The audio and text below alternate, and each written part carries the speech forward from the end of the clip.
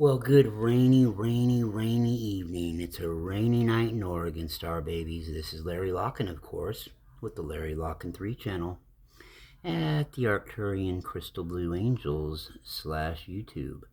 Hey, listen, it's been a few days since I've been on. The our sister collective from the 12th dimension, the translucent ones, the Arcturian translucent color realms, they would like to come through a little bit later to talk as well, and the two collectives would like to do another joint message a little bit later on if possible. But I'm kind of a little all over the place right now because, the Arcturian Crystal Blue Angels wanted to talk to me about a very pleasant subject, boy, that I just really love talking about it. I think it'll be okay once we hear about it, but they want to talk a little bit about acceptance of passing away from this particular realm. They feel like they need to put people's mind at ease and reiterate to them that it's okay, and that it's just the start of a new beginning, and it's not something to really get completely devastated about a loved one doing that. They understand why we do, but they want to kind of try to reiterate and like give us a little bit of a pep talk and let us know that it's okay, that they're still with us, and that they're going on to another journey, and they know we've heard all that before. And I'm like, I don't know. On a funny note though, I've been dying to tell somebody this, and because I deal with a lot of Arcturians, well, couple collectives, right, and then a few other Arcturians as well, but mainly Pleiadians. But what I'm starting to notice is this trend with both of them, and I can't wait to give them both a bad time lovingly about this. I mean, I'm starting to see all these Pleiadians, right, and I'm going to give them such crap for this. They are in this hurry to be. They're starting to get in this hurry to be more like the Arcturians are and jump that next level to be where the Arcturians are, right? And to be in that mode, that just angelic mode like that. Well, the funny thing is the Arcturians are starting to make me think they want to do the opposite and go back and hang out in the star realms and be like the Pleiadians. So it's like these two both great entities are wanting to be like each other. It's weird, more so than they are themselves. I'm getting the impression the Arcturians want to start becoming the Pleiadians again, and the Pleiadians want to start becoming the Arcturians. It's strange. It's a weird, mixed up, parallel, kind of cosmically cool, funky time we're in right now, where everything's kind of like blending together. I mean, it's not just us ascending. The Pleiadians just added a 12th dimension. I was talking about how they only go through 5 through 11. Guess what? I've got the collective, or at least the first one that I've heard of, that's in the 12th dimension out of the Pleiades. That would be the plasma lightning collective out of the 12th dimension. They're an energy. They're here right now on Earth to help back up the golden plasma beings that are here to kind of add a little bit of extra energy. So they wanted me to even offer this on the Arcturian channel. They said if you feel like right now a little run down and need a little extra energy, they'd be glad to give you some lightning. No, they don't mean striking you and burning you. It's a non-hurtful type of a kick. It's a non-burning type of a lightning. It's more of just a lightning rod of energy to you. You can address them as the Pleiadian Plasma Lightning Collective. Plasma lightning. Yes, it's both plasma and lightning, and it's plasma lightning because everything is plasma. Plasma is like a plasma state is like a free-flowing, liquidy water state with just a dash, not of salt and pepper, with just a dash of solidity. Just some dense solid, take some dense solidness and just dash that fluidity with it, and what that does is it holds that fluidity in place, and you've got plasma, if that makes sense. Which that's another thing I've got to do a channeling about. I don't think it's going to be on this network though. I've got to get it together in my mind what came to me about nebulas, because it's kind of comical. Nebulas, the Plasma Nebula Association.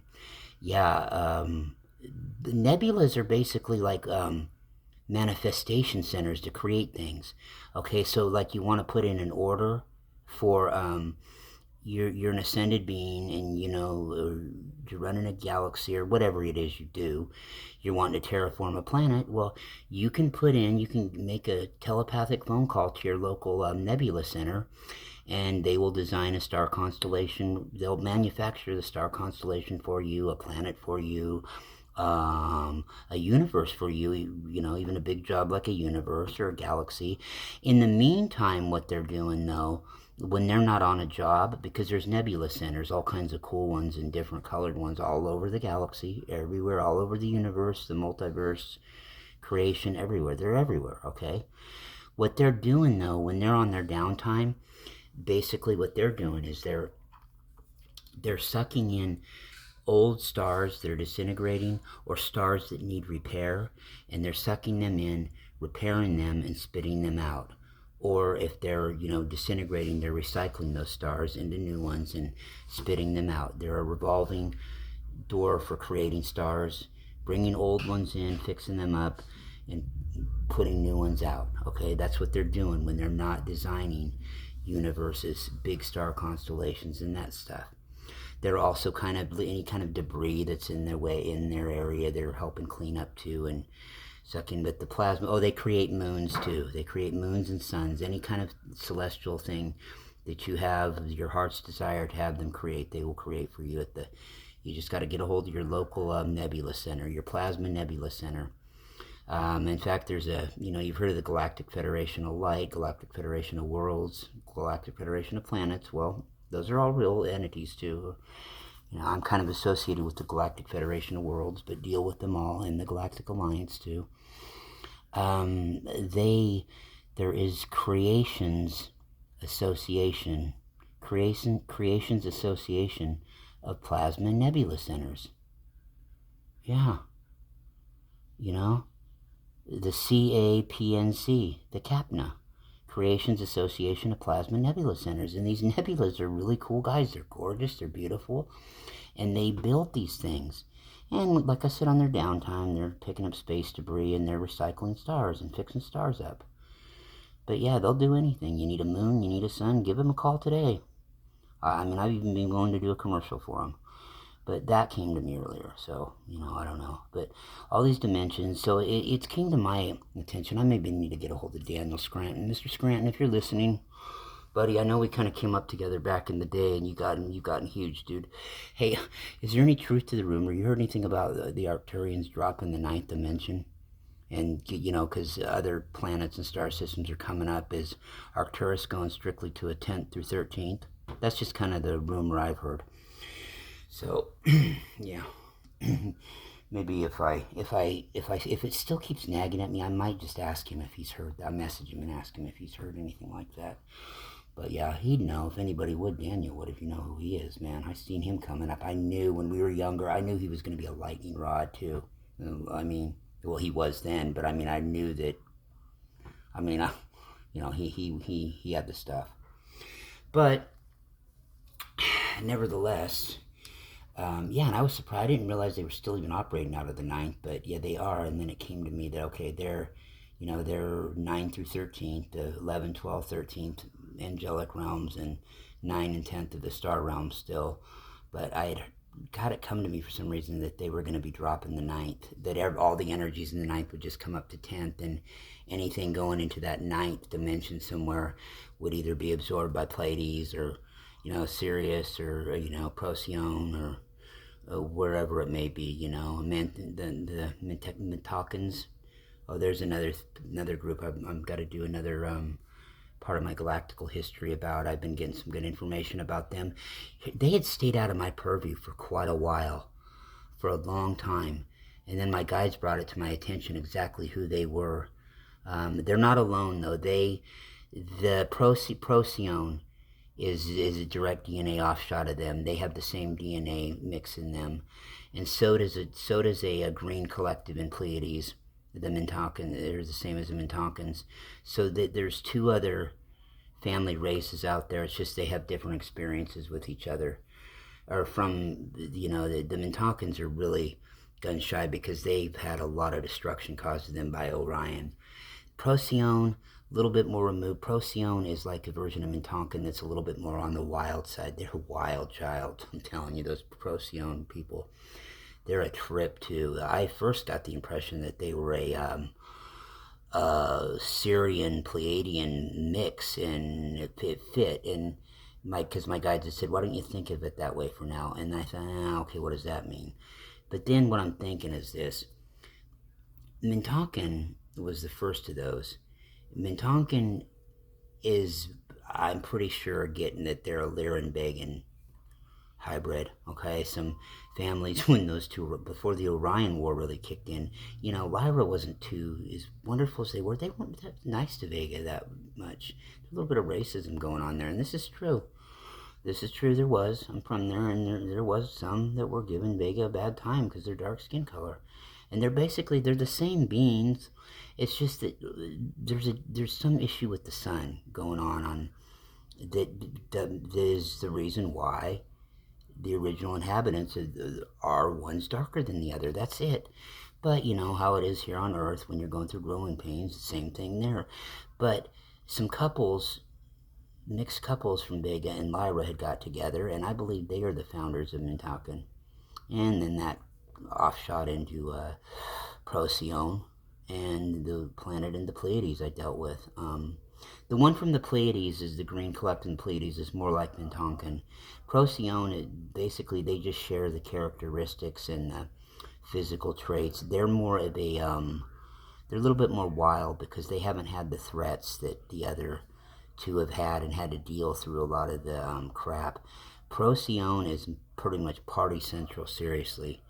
The one trippy thing about Procyon, they don't really care for Merkabas or light ships. You know what those crazy guys do? They and gals do? This is the honest truth too. Except for the hour a day of sleep they have to get. That's the only time they don't astral travel. Imagine that. That's when we do. But 23 hours a day, they are in constant, awake, conscious, not telepathic, but astral travel mode.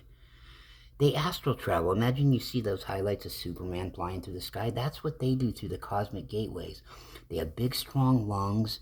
They have big, accentuated features. They look like the Pleiadians and Syrians on steroids, for crying out loud. They're big. You gotta check them out. They're strong. They're very brilliant, but they're just so carefree. They're wild. They're not careless about it, but they're right on the borderline. I mean, they're party central. They are, and they love it. They astral travel everywhere they go. That's what they do. Consciously, though. Even the best person on Earth doesn't do that. I mean, because you've got to at least be in a different state of mind to do it. You're not going to actually literally fly around town. That's what they do, though. Yeah, and the only time they're not doing it, I guess, is that hour of sleep they get a night. So Procyon is a trip they're worth looking into. I was surprised, and I have not met anybody. If anybody knows anybody out there that has any, because I was told by my guides, yes, there are some Procyon starseeds here, but I forgot to ask them. I'll have to ask them if they know that they are, though. I don't know. I know I had a hell of a time with Alpha Centauri. I sounded like a moron when I had to do my talk on them because I don't recollect dealing with them ever in past lives much. I knew where they were, but I don't know, and Rigel, and there's still some others I'm trying to figure out how much I had to deal with them. I didn't even know about the mannequins till not too long ago, or I was reminded of who they were. Now I know because they saved my life one time during those wars. I was flying for Lyra. I went into Orion to do a little reconnaissance mission, see how far we could get in there, and my plane went down there on their planet where they're located, close to the Mancy star system, I think it was. Some of this stuff is so, it comes in and out to me. I'm going to have to sit down and really I need another past life regression so I can tie some of this stuff together. Yeah, all the way back when we terraformed the Pleiades too and stuff.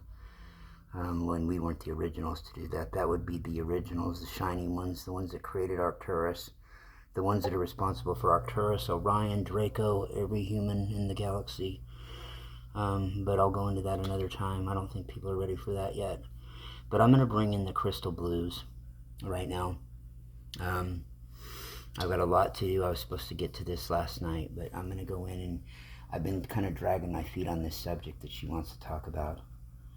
I don't know, different personalities. I have all these sisters all of a sudden. I was an only child growing up, and now I've got, the ones I talk to in the groups and in private chats, but I've got, Fusacia from the Pink Collective and the Pleiades, and I've got Vibrance, the Pleiadian blue flame goddess, and, the energies from the two Arcturian ones, especially this leader of I don't know her name yet, the Crystal Blue Angels. She always seems to know what I'm up to, though, and want to, laughingly give me a bad time about it. They get amused easy.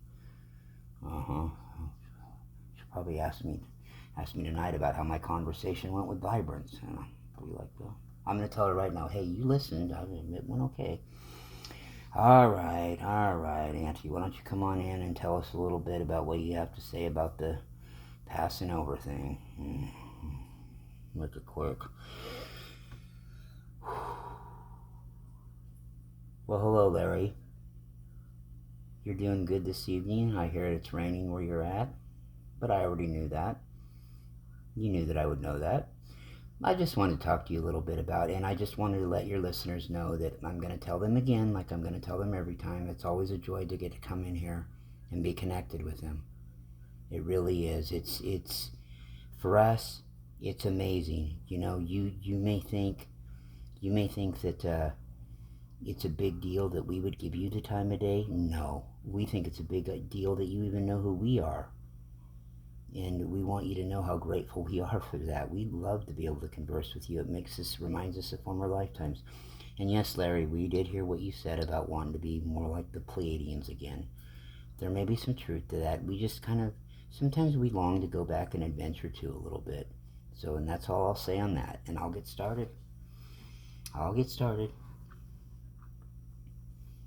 Because we are here. We are here to help. This is kind of the Pleiadians' role now, but we are here to back them up and to, especially at this time, help you. You earth-based souls and you interplanetary souls that are, just because we're on that third level, the angelic soul realm, we're here for our interplanetary brothers and sisters and our earth-based ones as well. We all have been through it. We would like to talk to you, though, about this concept you call, better have Larry cover his ears for this one. The concept of death. Something, it's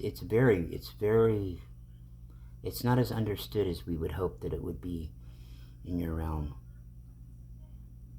On your planet can be like a planet of death. See, we're getting that sarcastic, pleading sense of humor back even in us. Every end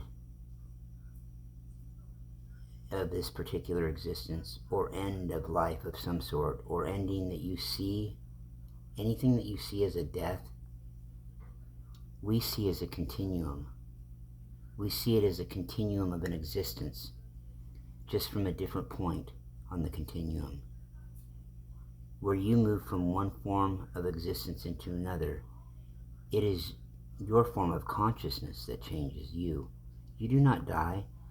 All the people who talk about near-death experiences, they're usually talking about their consciousness shifting to being out of their physical vessel, and then back into the body again. This is the very thing that happens to you when you leave the body for good. And some people don't have near-death experiences. They have experiences like when you're okay, like when you're proclaimed, like when some people are proclaimed dead and then they come back to life again. We use this example sort of to tell you it's not the end. Death is not the end of everything. Death is just simply a transformative moment where you change where your consciousness moves from, who you believe yourself to be. The larger perspective of who you are when you pass through the portal that you call death, or you're able to integrate all of your, or is it where you're able to integrate all of your parallel lives? You're able to review, you have responded to situations in your life, and in that review, choose how you wish to move forward to do it differently. How would you do that differently? You also are able to communicate at a higher, deeper, and richer level than limitations that are imposed upon you by being in the third dimension. So death is really not, it's hard for you. We know this, sweet souls, sweet souls. We know this is hard for you to get this, but it is really not something for you to grieve or to have immense sorrow for. It really is, and we know you've heard this. We know some of your cultures, like the Irish, they do what they call a wake. It's a celebration of life, sort of. It celebrates death. It seems like it could be so cold and callous, but really, if you could see it from our perspective, gosh, dear souls, if you could really see it from our perspective, it is a point where somebody graduates. You're graduating it's like you're going to grad school. It's like you've got your bachelor's degree, now you're going to grad school, or from your associate's degree to your bachelor's degree, then to your master's degree, and then grad school, we should say. It works a little bit different up here, but that's on a side note, our schooling. You've graduated from one point to another, and that's the bigger perspective. The larger experience, death is not, you need to understand, it's not, in the scheme of things, it's not an ending of any kind. Death is a transformative change. Passing over is transformative. This may be hard for some of you to grasp, because when you lose someone, as you perceive it through death, they are gone. From your third dimensional reality, they no longer exist. But you truly never lose them. They are always there. Whether you can access consciousness, realization of their presence, or not, their consciousness continues to exist as you grow and expand. You gain the capability to open your consciousness, to perceive them where and however they are. So again, death is not losing something. It is gaining. Death is not something you should seek, however, though. Please don't get this twisted. Please, we need to really reiterate this. Death is not something you should try to seek out, and anybody that gives you that kind of a vibe, that is why our host was so cautious about probably presenting this, because that's how he feels when he hears this. This is not what we mean at all. We are just here to try to explain to you the reality of it. It is not, first of all, that is not the right thing to do for your growth pattern either. You realize that there is a chance that you mess around and seek out something like that, and you have it happen prematurely, that you might have to come back and repeat what you've done. And we know, dear souls, we're not saying it's a bad environment you're in, but do you want to really have to learn a lesson over again that you already really know? No, we don't think so. So no, for so many reasons, dear souls, we're not saying that at all. What we're trying to tell you is that when it happens at the right time, when it happens naturally, when it happens like that, this is not the worst thing that's ever happened, is what we're saying. In fact, in the whole scheme of things, it's a good thing when it's done right, when it's the time. But when it's not the time, it's definitely not the right time. So please understand, that's what we're saying. Okay? Death,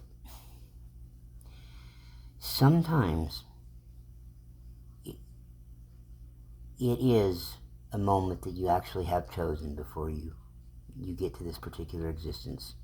You have a good idea anyway. We'll just say that, okay? We'll just say that much.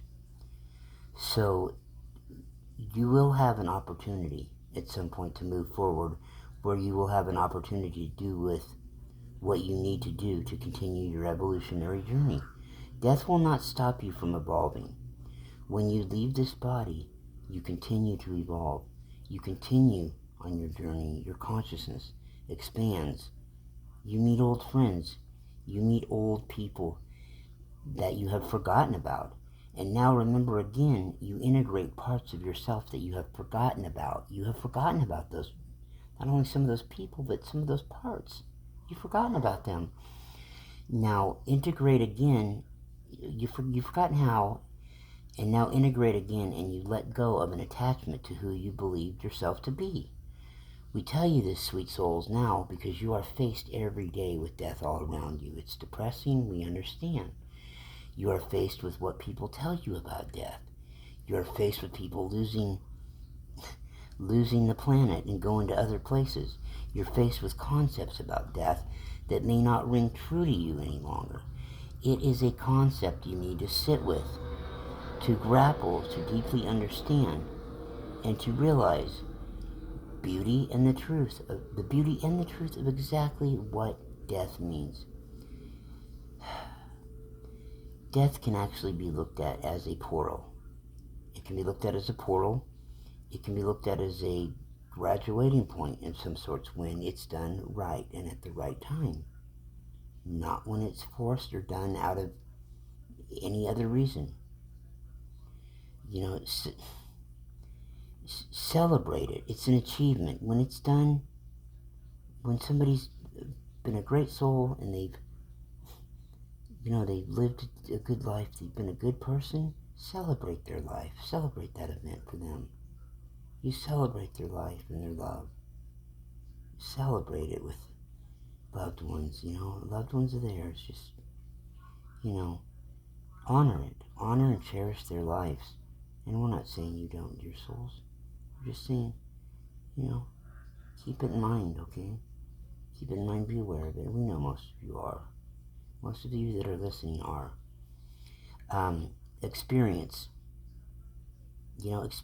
enrich one another, okay? And cherish the grander reality of this. The reality where we dwell with other voices from the light. There is no dualistic perspective of living and dead. There is no dualistic perspective because everything is a high consciousness. It's a high frequency vibration. It's a high vibrational frequency. Very much so. Oh man, it really is. Low consciousness vibration on a dense or dull frequency it's all on a continuum, whether it's a dull frequency, whether it's a low conscious frequency or a high frequency, it's all on a continuum of frequency that is connected as you pass through this portal of death. If you ascend with your body to the next stage of your journey, either way, it's a graduation point, and neither are to be feared, or neither are to be repulsed they are part of this natural positioning of your soul's evolution, and your consciousness grows and expands. So do not grieve, do not be repulsed, and do not be afraid of death. You shouldn't, again, we're going to say it again, you should definitely not seek it out, though. It has to happen when it's supposed to happen, not because of anything forced or assumed. Nope, not even. We want to very much reiterate that. Consciousness of the highest frequency that you can obtain in this particular position will tell you that. When you know that, you're in the know as you move into the next stage of consciousness. When your moment arrives, you will know it intuitively. You will just know it. We cannot tell you how you will know, but trust us on this, dear souls, you will know. You will feel, hey, this is my time, and you will find your peace in your heart. You will find that overcomeness of joy and peace and readiness. Whether this is passing out of the body altogether through a common form of passing on, or whether this is passing out of the body through higher levels of frequency, or ascending with the body even. Yes, dear souls, of course. It matters not. It is your gateway. It is your portal. And it is your opportunity to move to the next stage of your evolution. So I bring you this information to comfort you and give you a broader perspective, to take away your fear and to tell you that you have much to be excited about. You have much to look forward to.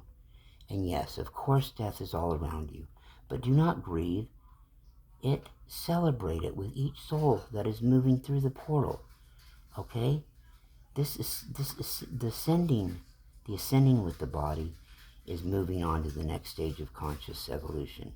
And as your consciousness moves forward and up that spiral, that another one of those spirals, just like Alcyone likes to throw out there with love and healing and wisdom. The spiral, as long as your consciousness is moving forward and up that spiral of awareness, you will have more joy and more peace, greater compassion for all those around you. So, you work now in this time frame. You work on you work on yourself. You work on your own ascension process. You work on your own enlightenment process. And you offer what you can to others. But you focus on you. You do you good. Okay? And, through duality, living and dead as opposite, they're opposites. Your work is to change your perspective, to change your consciousness, to learn to recognize that you are spiraling. You're learning from one experience to another. Through the spiraling of experience, you find gladness. You'll find peace. You find that unconditional forgiving and unconditional love. You find joy. You are a strong presence. You are a voice of light. You are a voice. You are a shining light of love that brings comfort. Although you can feel uncomfortableness in you, you have a tendency to bring comfort to others. That's what you do. You bring them in truth. You bring them in purity. And, and in a way, they can learn that and pick up on that from you, and they can mirror what you do, and they can spiral that mirror onto somebody else, and they can mirror that onto somebody else. Do you see what I mean? Dear souls, how quick this picks up? It spreads like wildfire in a good way when it's done the right way. You are in a different position now than when you first were woken. No doubt about it. Everybody is. A lot has changed. Reflect on what has changed sometime. Take a few seconds. Reflect on things of that nature every now and then. You are a divine spark of love. You are a divine spark of light. You are a light being.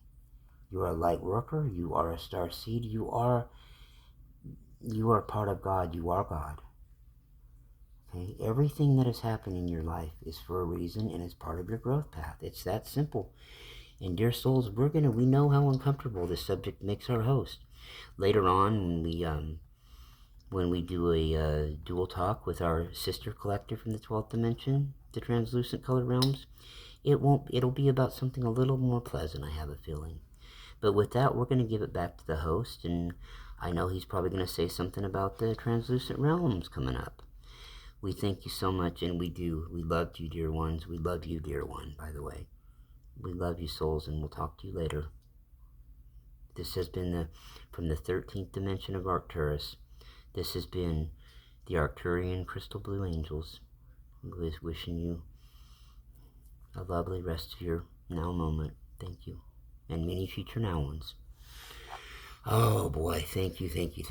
Oh, that wasn't as bad as I thought it was going to be. I was stressing when I had an idea of what she told me she wanted to talk about. But that was good. Yeah, and we'll have them back on a little bit later. We're going to take some time now, and we're going to, after a little bit, come back on with the translucent color realms.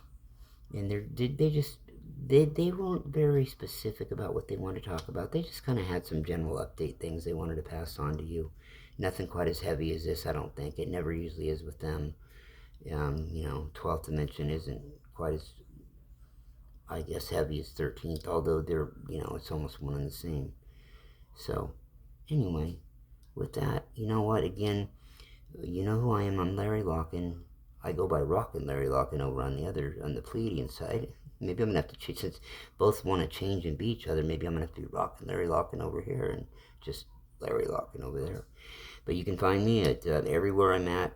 You can find me at Rockin' Larry Locken's social media outlets, Lockin' Larry Lockin social media outlets, Facebook page, or type in Larry Lockin Network on Facebook. And if you don't have Facebook, let's see, I think I've got a list on, the shows that I put in on the 5 channels that I have, or that we have here at the Larry Lockin Networks. I think with every show, I try to, but I'm going to start making sure that I put a list of where I can be found everywhere. Everywhere from Lemon 8 to Blue Sky to, I'm drawing a blank, to Snapchat, to Instagram, to Twitch, to X, formerly known as Twitter, to Linktree, Instagram, TikTok. I say those probably, yes. Telegram, okay, WhatsApp. I have all those. Alright, so we're going to see how it goes, and we'll be back in a little bit with the Arcturian translucent color realms from the 12th dimension, the Nifty 9, I like to call them, the Nifty 9. Okay, and with that, we out.